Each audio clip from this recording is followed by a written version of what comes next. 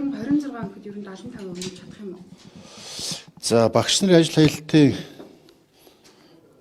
талаар манай засгийн газрын гишүүн сангийн сайд Явхлан за гэр бүл хүний хөгжлийн яамны сайд манай хин Авбакир за мөн одоо боловсролын сайд Наранбаяр найр бол олон удаа бас хэлэлцээрт орж ажиллаж байгаа. Тэгээд тодорхой үр дүнгууд гарч байгаа. Өнгөрсөн 7 хоногт үндсэндээ хоёр тал харилцсан ойлголцоо зөвшөлтсөө тодорхой шийдэлтэр хүрсэн байна лээ. Тэгээд үндсэндээ бол эхний ээлжинд багш нарын цалинг тодорхой хоор нэмэгдүүлэх 26 оны 1 сарын 1-ээс за мөн одоо 26 оны бас 7 сарын 1-ээс тодорхой хоор нэмэгдүүлэх тодорхой тоонууд дээр бас ойлголцоо тохирсон гэж ойлгосон. Одоо улсын хурлд Монгол Ардын намын бүлэг дээр бас энэ асуудал ярьж байна. Тэгээд үндсэндээ эндээс аль бие усар эцсийн одоо шийдэл гараад тэр одоо багш нарын ажил хаялтын одоо эцсийн үр дүн гарах байхаа үндсэнд өөрөөр хэлбэл багш нарт ажил хаялтаа зогсоох байх гэж найдаж байна. Яг гэвэл хоёр талаас ойлголцсон, тохиролцсон. Энийгээ одоо улс төсөв бол засгийн газрын мэдлээс гараа явуулсан шүү дээ. Улсын хурлын мэдлэлд очсон байж байгаа. Тийм болохоор засгийн газар дээр хэлэлцээр засгийн газар улсын хурлд тийм улсын хурлдах одоо байнгын хороо ажлын хэсэг танилцуулж байж улсын хурлын байнгын хороо ажлын хэсэг зөвшөөрөх юм бол энэ асуудал эцэст шийдэгдэнэ. Тийм болохоор одоо юу гэдэг нь засгийн газрын мэдлээс гарцсан асуудал дээр засгийн газар өмнөөс нь одоо их улсын хурлын өмнөөс шийдвэр гаргах боломжгүй байна. Ямар ч хоёр талдаа засгийн газрын холбогдох сайд нар үйлдвэрчний үйл ажил хийж байгаа одоо багш нарын төлөөлөл энэ нөхдөдөө уулзаад зөвшөөрөлд хүрсэн үүнийг улсын хурл танилцуулаад улсын хурлын холбогдох байнгын ороо зөвшөөрөх юм бол энэ асуудал эцэслэн шийдэгдэнэ. Би бол нааштай үр дүн гарна гэж итгэлтэй байна. Улсын хурлын гишүүд санал гаргаад энэ танаж болох зарлуудыг хэлээд байна шүү дээ. Жишээлбэл машинууд маш их байна, зарим тоног төхөөрөмжийн зардал их байна гэдэг ийм саналуудыг гаргаад байна. Энд та ямар ярьж байна? Гэхдээ ер нь бол төсвийн урсгал зардал сүүлийн жилүүд өссөн. Тэгээ буцаагаад одоо нөгөө тарган хүн чинь одоо турах гад дээлэндээ багтахгүй турах гэж нэлээд зовдогтой адилхан юм болно да.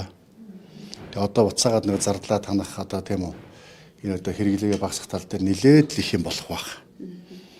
Тэгэхээр одоо нэлээд сайд нарын одоо урсгал зардлаас 10 орчим хувиар хасах тийм яригдж байгаа юм байна лээ. Тэр хэрвээ хасах юм бол үндсэндээ бол бас л төрийн үйл ажиллагаагаар ард иргэд төрөх гэж одоо төрийн албаагч нь ажиллаж байгаа. Тэнд чи одоо гэрэл цахилгаан, шатхуун тэгээд халаалт тэгэл одоо бусд одоо олон зардлууд байдаг. Олон зардлууд. Тэгэхээр тэр болгоноос танаад эхлэхээр одоо бас төрийн үйл ажиллагааг ард иргэд хүртээхэд бас нэлээд жоохон тийм хүндрэл үүсч магадгүй. Тий. Багш нарын ажил хаялт ингээд дуусч байгаа юм байна. Маргааш аль бие усар хичээл хийх гэсэн албан бус мэдээлэл байгаа дээр. Ер нь энэ мэдээлэл ирсэн үү? Харин тий өнөөдөр үндсэндээ бол эцэслээд асуудал шийдэгдэх байхаа одоо ингээд ажлын хэсэг зөвшөөрчих юм бол улсын хурлын мэдл очсон би дахин хэлээд байна шүү. Засгийн газрын мэдлээс 9 сарын 1-нд гарцсан. 9 сарын 1-нд улсын хурлд өргөн бариад одоо үндсэндээ улсын хурлын шийдэх асуудал болцсон.